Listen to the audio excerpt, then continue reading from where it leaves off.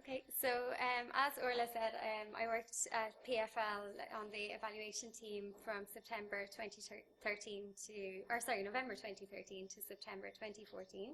And during that time, I was involved in writing a paper in relation to the child health outcomes from Preparing for Life. And that was along with Orla and Nick and Judy on the evaluation team as well. So apologies as well in advance if there's a little bit of repetition in my slides today. I just wanted to include some background information on PFL in case anyone new joined us in the afternoon.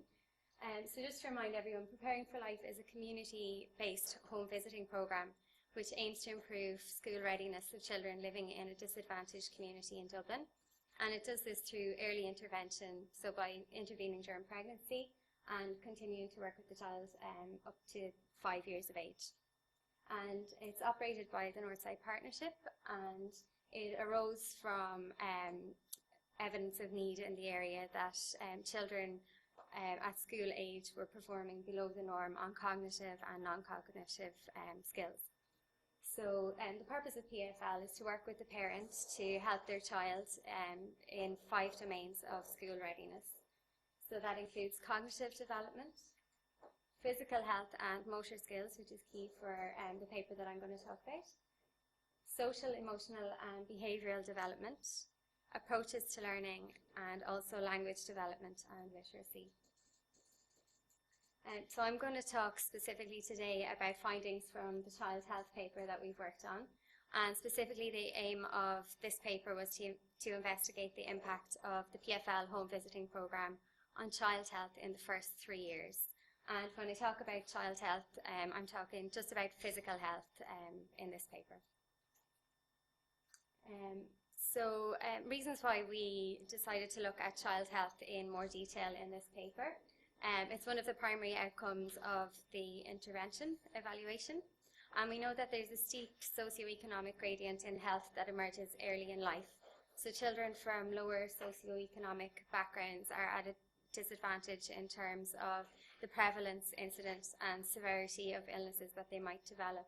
And we also know that being from a lower socio-economic background puts young people at higher risk of developing preventable diseases later in life.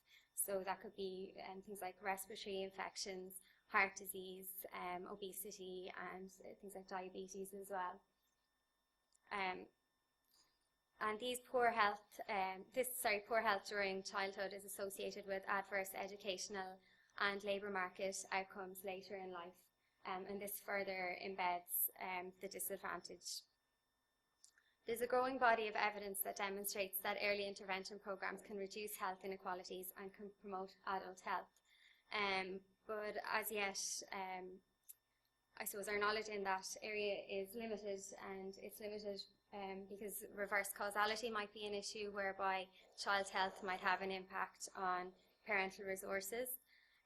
Or also both SES or parent resources and child health could be impacted by a third unobserved variable. Okay. So the strength of this study is that we utilise an RCT design, a randomised control trial, which experimentally modifies the environment of disadvantaged families to investigate a mechanism for ameliorating poor health. We know that early intervention may be effective from a biological and an economic perspective. So, for example, intervening during pregnancy can have an impact on child health later in life, and this can have a return economically.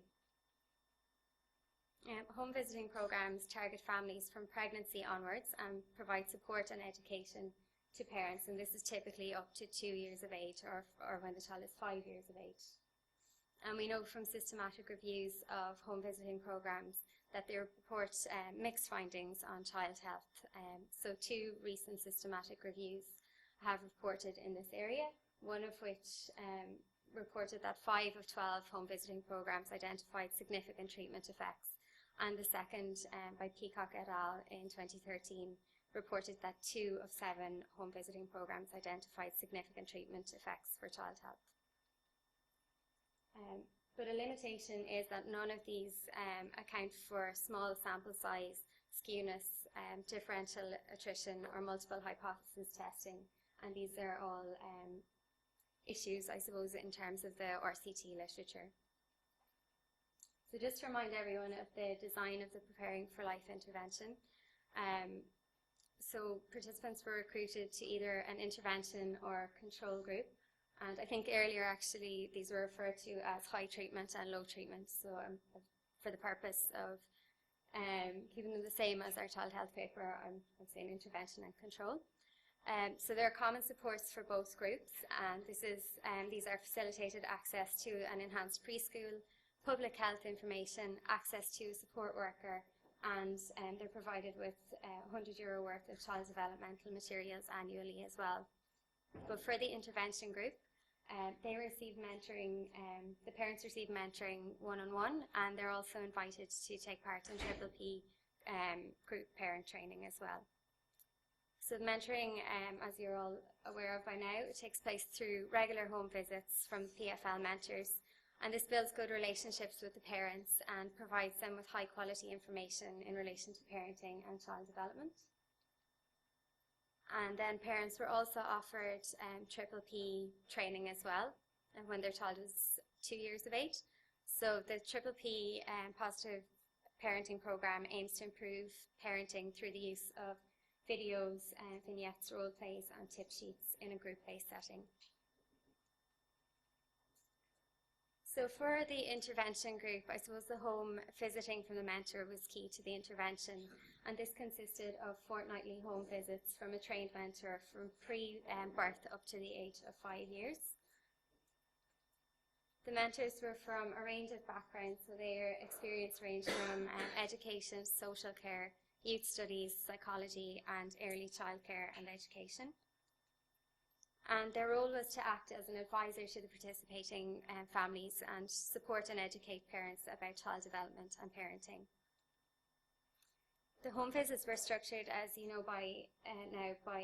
they were structured around tip sheets. So these were developed by PFL staff and based on available information from government and non-government organisations on best practice. And each session typically lasted 30 minutes to 2 hours. And we know by up to 3 years, so parents had a mean of about 50 visits from the mentor, and this was typically 1 visit per month as well. I think that's everything.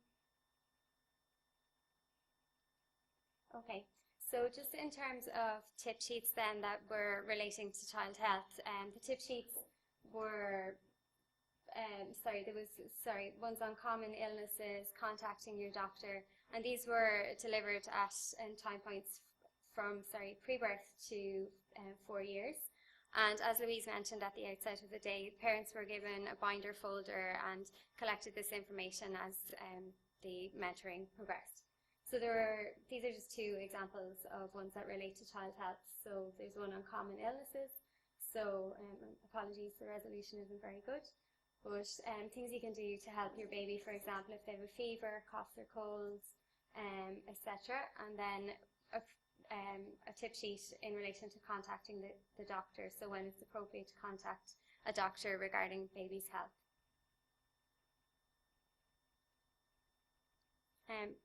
Just to go through the recruitment and randomisation for PFL again. So just to remind you, it was a cohort of pregnant women residing in the catchment area between January 2008 and August 2010 that were recruited. They were recruited through maternity hospitals, and when the women were between 12 and 26 weeks pregnant, and also from within the local community. And 233 were recruited into the study. This represented a population-based recruitment rate of about 52%. And an unconditional computerized probability randomization strategy was used, whereby 115 were allocated to the intervention group and 118 to the control group. And just at baseline then, the groups were relatively equivalent, so they didn't differ statistically on over 90% of measures.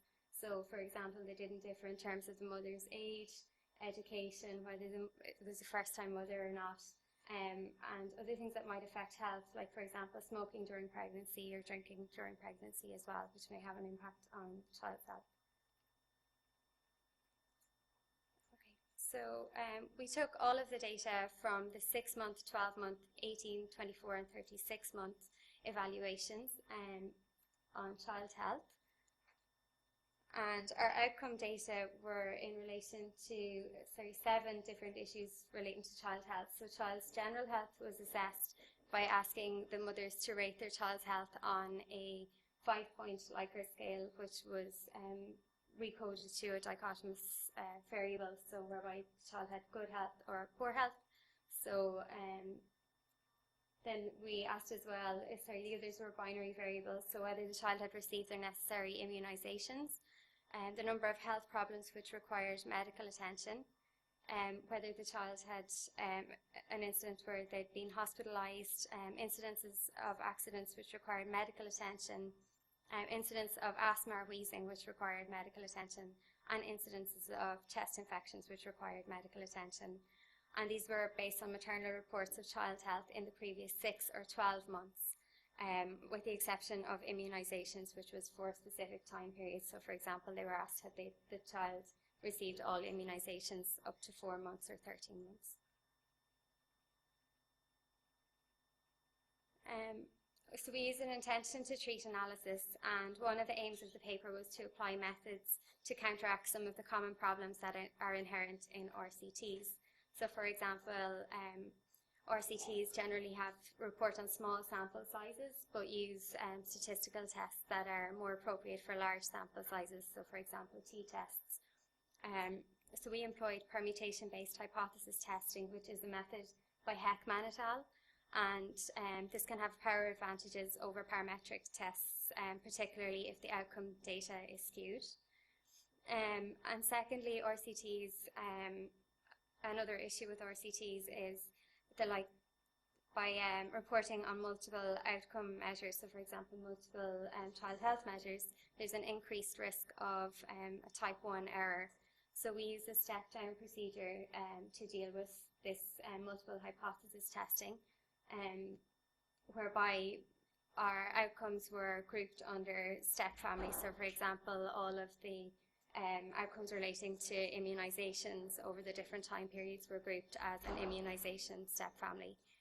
And we also applied inverse probability weighting as well to deal with differential attrition and missing data, which is also a problem in longitudinal RCTs. So as you can see, we had initially recruited 115 into the intervention group and 118 into the control group. And as is typical of longitudinal studies, there was some attrition along the way. And for the intervention group, we retained 64.3% and 64.4% for the control group. Now, although we retained nearly the same percentage of participants in each group, there's still the possibility that there are different factors causing attrition in each of the groups, so the inverse probability weighting helps us to control for that. Okay, so moving on to the results then for the child health paper. So, in the first column here you can see the ends for each group at each time point. Then we have the means and standard deviations for the intervention group, means and standard deviations for the control group, the IPW adjusted chi-squared or t-test results, and then the IPW permutation test results. And then finally on the end, the IPW step-down permutation tests. So we can see that for mothers' ratings of child health, that we had one significant result here at 24 months. So children in the intervention group were rated more favourably in terms of their health by the mothers, and this didn't survive adjustment for multiple hypothesis testing. Then for number of health problems at 24 months, in the IPW permutation testing, we found one significant result whereby children from the intervention group had less health problems at this time point. For hospital stays at 18 months, we observe one difference here, and that's whether or not the child had spent one night in hospital in the preceding 6 months. And again, these don't survive the adjustment for multiple hypothesis testing. We didn't observe any differences between groups in terms of accidents or chest infections. For immunizations, there was one significant result at 4 months, so that was whether or not they'd received all the prescribed immunizations up to that time point. And the results are favourable in terms of the intervention group again. And again, this didn't survive adjustment for multiple hypothesis testing. For wheezing and asthma then at 24 months, we find significant results, whereby, again, the result is more favourable in terms of the intervention. And this result does survive the adjustment then for multiple hypothesis testing at this time point.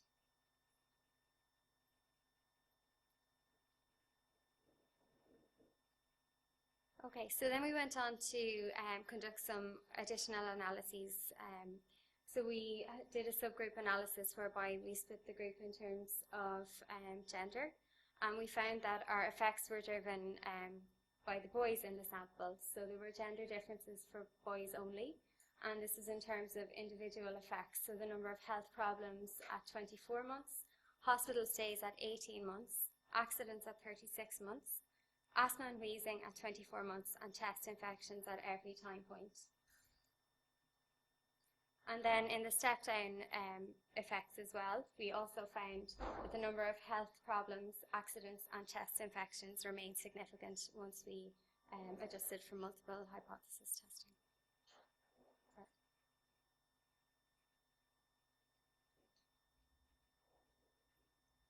Given RCT design, conditioning on covariates shouldn't strictly be necessary. However, they can improve the precision. So we re-estimated our results conditioning on any baseline imbalance, and we found that the unconditional and conditional results were largely equivalent. And also we checked multiple imputation as an alternative to IPW, and we found that the results were largely equivalent, with one extra statistically significant result, and that was in relation to the number of health problems at 24 months found in the multiple imputation models. So there are two potential limitations for the child health paper, and that is that we have a reliance on maternal self-report data, and also there's a possibility of contamination in that the participants in both the intervention and control group live relatively close to each other. So resources that are given as part of the home mentoring or the Triple P could potentially be shared between the intervention and control groups. Up to now we just have maternal self-report data in relation to health, but we do hope to get more objective measures in terms of hospital records in the future. And I suppose before the evaluation took place, we were aware that these were going to be issues, that a lot of the data will be based on maternal reports. So we included questions in the evaluations at each time points to assess maternal misreporting and contamination as well. So maternal reports are subject to measurement error if mothers over or under-report their child's health. And this wouldn't typically be a problem if both groups over-report or under-report. But if you have a situation where maybe the intervention group are over-reporting their child's health as being really good when it's not, or somehow affected by contact with the mentor or something like that, that might influence the parents' answers on the questionnaires, this can become an issue. So we tested for differential misreporting using a social desirability scale, and this scale included 16 true or false items measuring behaviours that are socially desirable and infrequent, or behaviours that are socially undesirable but frequent. And higher scores on this measure indicate increased tendency to respond in a socially desirable manner. So we didn't find any evidence of misreporting, and the test was not significant, as you can see. So there's no evidence of misreporting in the data. And also we check for contamination as well. So the potential for contamination in PFL is very high due to the geographical location of intervention and control participants. So this map was made on MapGenie through Ordnance Survey maps, and the streets and houses and green spaces have all been blanked out just so that nothing can be identified. But you can see the scale is 1 kilometre, and the green dots represent the intervention households and blue represent the control households. So you can see a lot of the participants live very, very close together and become in contact with each other in the community.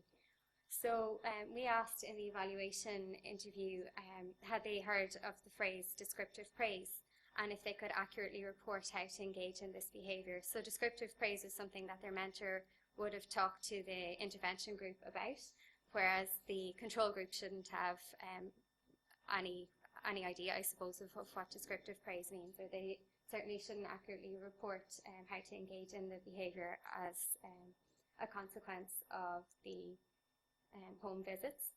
So we see that there is a significant difference between the groups in terms of their ability to report on descriptive praise, and we see that only 6% of the control group can accurately describe it, and 26% of the intervention group can describe it. So that shows us that hopefully there's not much contamination in the data.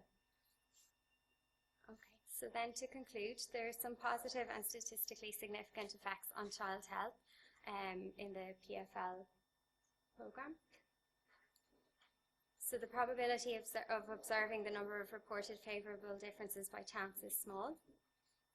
The strongest main effect is on incidences of wheezing and asthma.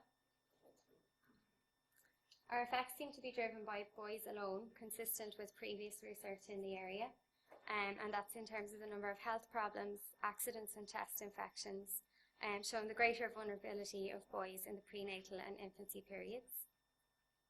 And our results are robust to small sample size, differential attrition, multiple hypothesis testing, differential misreporting, and contamination.